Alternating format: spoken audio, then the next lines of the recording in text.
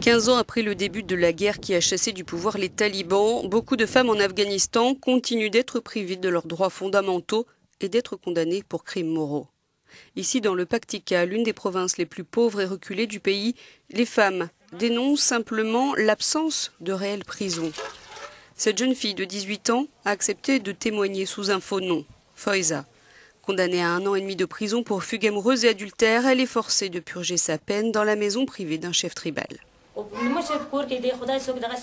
Dieu interdit que toute femme soit gardée dans la maison d'un aîné comme moi et tolère ce traitement particulièrement dur. Ici, il n'y a personne pour s'occuper de vous, faire attention à vos besoins. J'appelle le gouvernement à faire construire une prison pour femmes pour que nous puissions passer nos peines en prison, pas dans les maisons des chefs tribaux.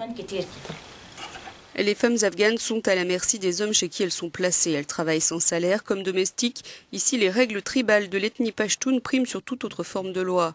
Foiza est logée dans une hutte à côté de la maison depuis 2015. Khalil Zadran n'y voit aucun problème. Sa seconde femme est une ancienne détenue.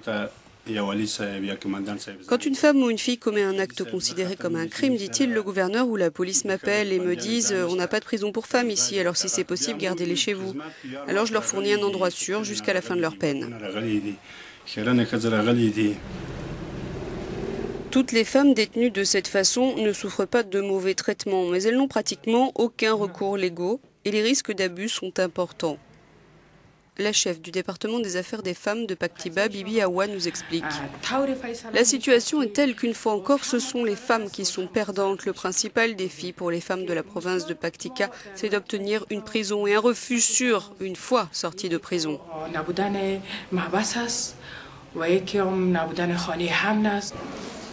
Il faut savoir que la plupart des installations pénitentiaires pour femmes qui existent aujourd'hui en Afghanistan ont été construites après 2001 grâce à des financements étrangers. Et selon un rapport de Human Rights Watch de 2014, la moitié des femmes détenues en Afghanistan sont encore emprisonnées pour des crimes moraux, autrement dit pour des relations en mariage, pour désobéissance au mari, pour avoir choisi un homme que la famille réprouve ou parce qu'elle fut un mariage forcé.